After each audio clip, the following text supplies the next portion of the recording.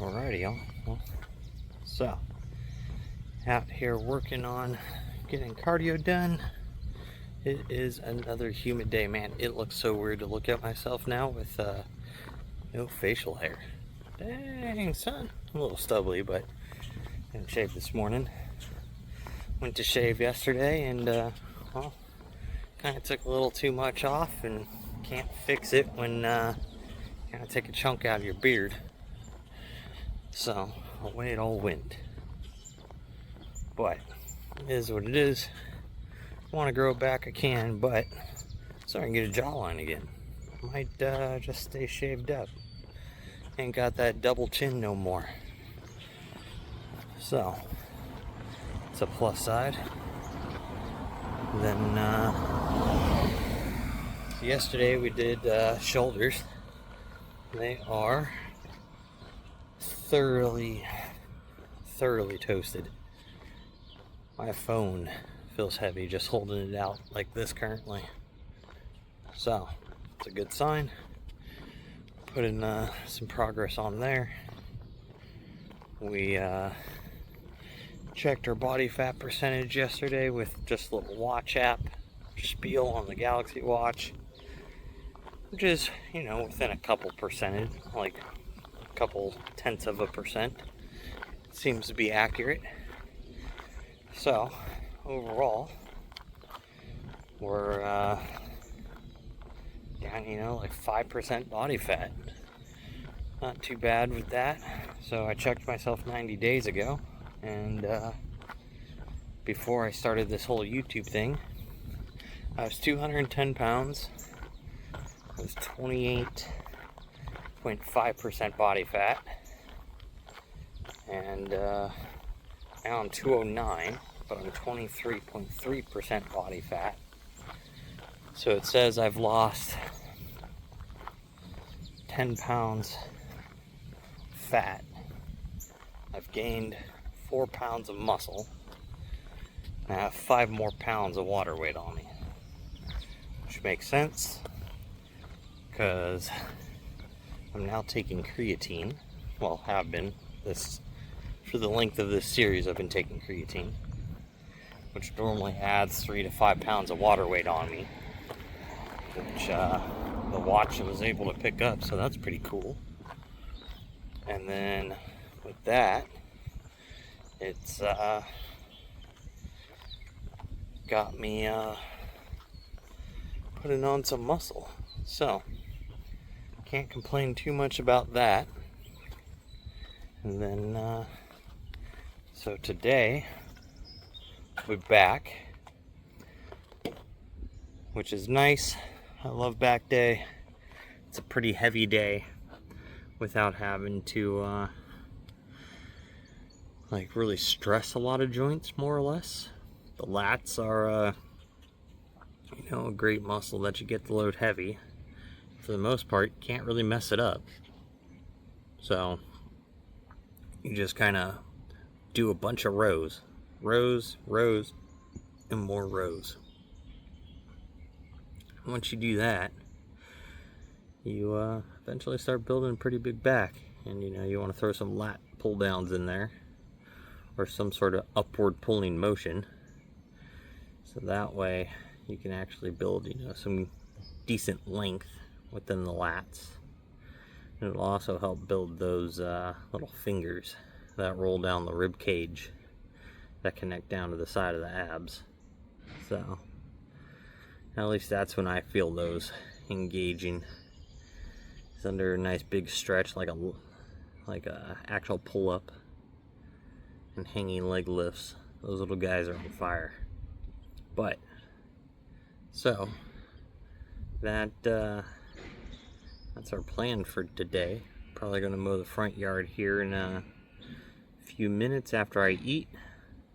It's just an overcast, cloudy day, but it is very humid. It's like 81 degrees and 89% humidity. So, but I don't know. I like it. I like the thick air. To me, it feels good. It's like that cool, humid air in like the fall time that car guys like to call boost weather. So, feels like that to me. But, anyways, I will catch y'all in the gym when we go in there to go hit back. Back day. I've gone ahead and taken my pre-workout, my Pumpocalypse, from Bucked Up. I love their pump supplement, and I take their Banff pre-workout. Definitely gives me quite a bit more focus, and it's not too stim junkie like. I do like their Woke AF though, because it does give you a bit more of a punch. But right now, loving their orange soda flavored Banff. And there's something in it that makes it fizzy, and it literally tastes like Orange Crush. So if you love like orange soda, can't beat it. But gone ahead, warmed up with 60, 90, 120. Now I've got 150 pounds on the pin to go ahead and do our lat raises with, so let's get these things knocked out.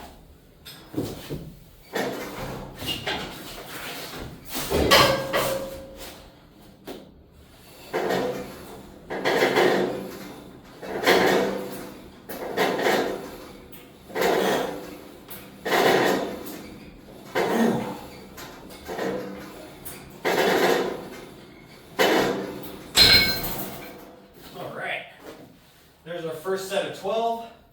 We're going to go ahead and hit that 2 more times for 3 sets and go ahead and move on. So, I will see you guys for the next movement. Alright, so, done with my lat pull downs. Going to go ahead and move into dumbbell rows. Got 70 pounds here. We're going to go ahead and hit these for 3 sets of 12 to 15. I know I was able to do 15 reps last time, so except for the last set, we're going to go ahead and see if we're able to redo that now. If so, I think it's going to be time to go ahead and order up an 80 pounder, because I would like to get these down to the 8 to 10 rep range, just to put a little more load on the lats. My lats have always grown best with heavier loads, with not so many reps. At least that's how it was in the past.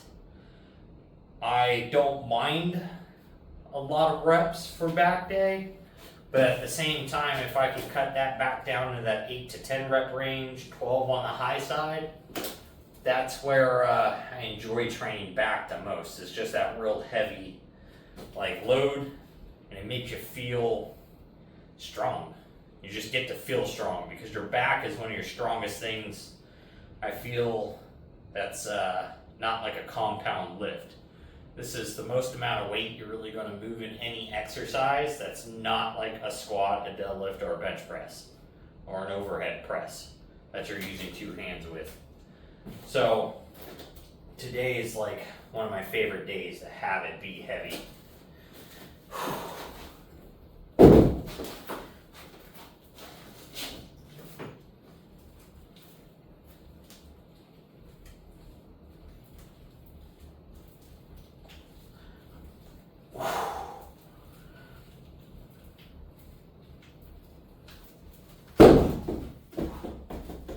Easy.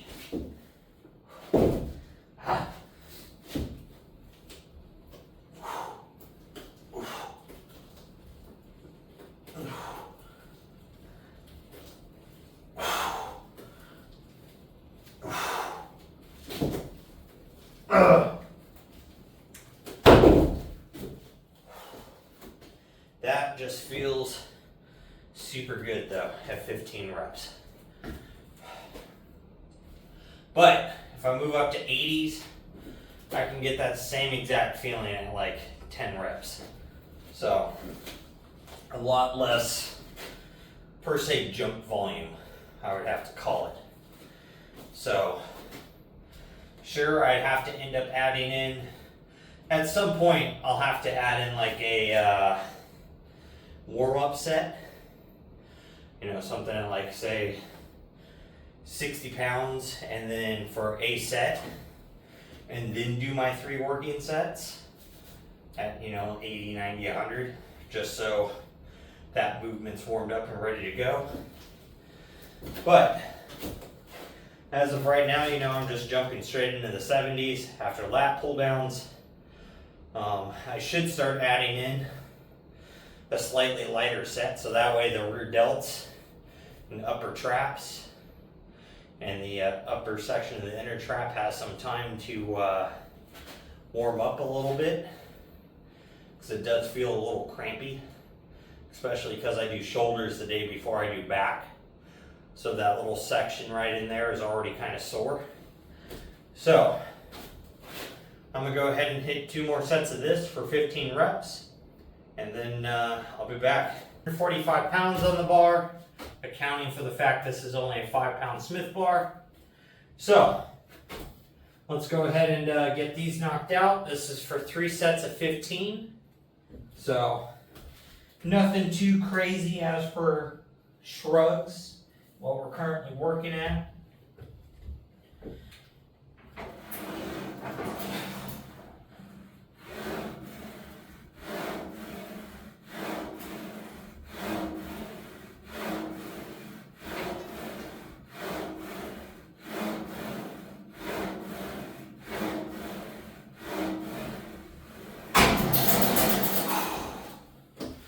So I'm thinking next back day, we'll be bumping that from 145 to 165. We're going to add 10 on each side of that.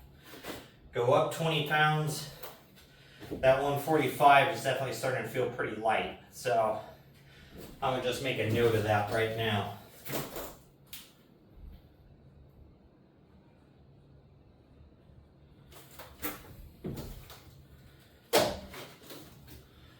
So we'll be making progress on that next back day here. So that'll be nice. That'll be moving up. I gotta get me an 80-pound dumbbell ordered so I can go ahead and bump up on the dumbbells there for dumbbell rows. We'll make a 10-pound jump on that, go from 70 to 80s. So I don't know how long it'll take for that dumbbell to get here, but I'm assuming probably a week or 2 with how shipping is these days. Especially if it ends up coming FedEx, I swear. That is the worst shipping company to exist. If it's not coming UPS, or even USPS at this point, at least they show up on time. UPS sometimes is like a day early, but most of the time on time. And then, like whatever their estimated dates are for it to arrive, like it actually arrives on that date. FedEx, they'll be like, oh, you know, estimated time, it'll be here in, say you order something on Monday, it'll tell you Wednesday or Thursday. And then it won't show up till like next Tuesday or something. Like it's always somehow 3 to 5 days late. It makes 0 sense. And most of the time when I have something on FedEx, say it'll leave like Utah. It'll leave Utah and go to like Texas. Then it'll go to like Tennessee. And then it'll go to like Pennsylvania. Then it'll go to Connecticut. And then somehow it'll go back to like Michigan. And then it'll go from like Michigan to New York to Massachusetts.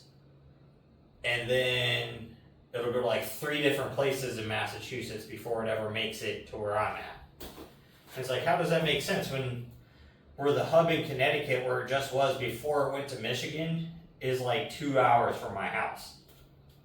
So it goes from 2 hours away to 10 hours away to come back through an entire another state. Like it doesn't make any sense, because they go through New York to get to Michigan, and then it comes back through New York again. So FedEx is a terrible shipping company, and it's always been like that. Even when I lived in Southern California and I'd order stuff, they were terrible there too. But anyways, to end my shipping rant,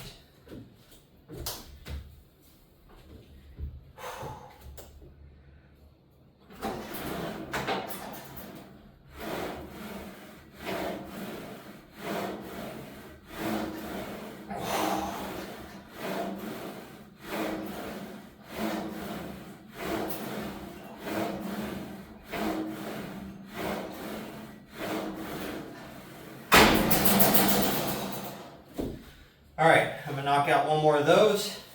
I'll get set up for the next thing, and I'll have you guys caught back up. So, we're gonna go ahead and knock out seated rows now. We're gonna superset it with cable crunches so we can go ahead and get out of here a little sooner, because I am getting hungry. So I want to go eat. So my lower back feels a little stiff today, so I'm going to go ahead and take the first set of these a bit lighter. I've got the pin set at 160 instead of 200, and we're going to go ahead and just kind of feel them out today, see if it feels good to go ahead and move back up, or if I want to just stay at 160 today.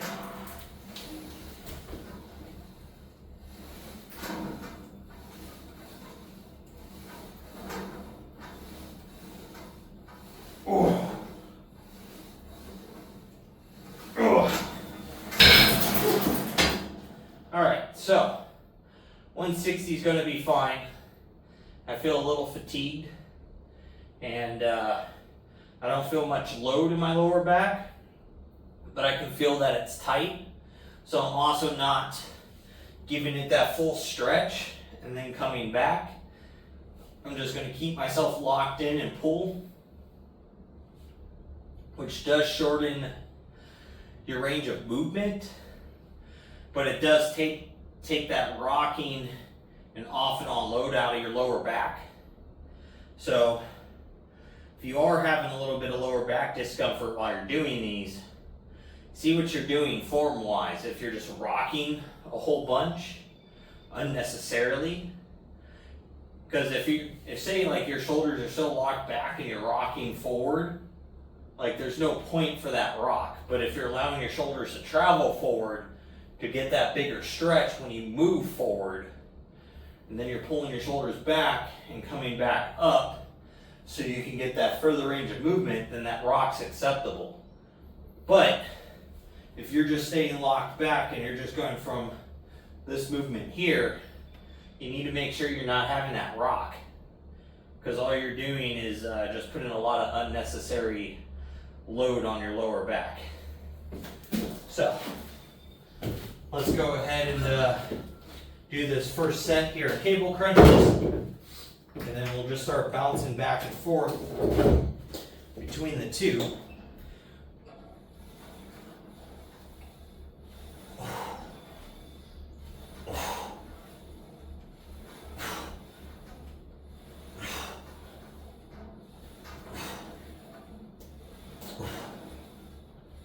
Oh, woo, man, that 90 pounds just still feels worlds heavier than 80 pounds. It is crazy how just a little 10-pound jump on something like that is like magnitudes harder. But I'm gonna go ahead and knock out my next 2 sets of those, and there'll be 4 more sets here of these, so I'll end up doing 3 total supersets and then just 2 extra sets of this for 50 reps total there. But go ahead and make sure you guys are out there getting your work done. You're working towards your goals, and don't be a lazy fuck.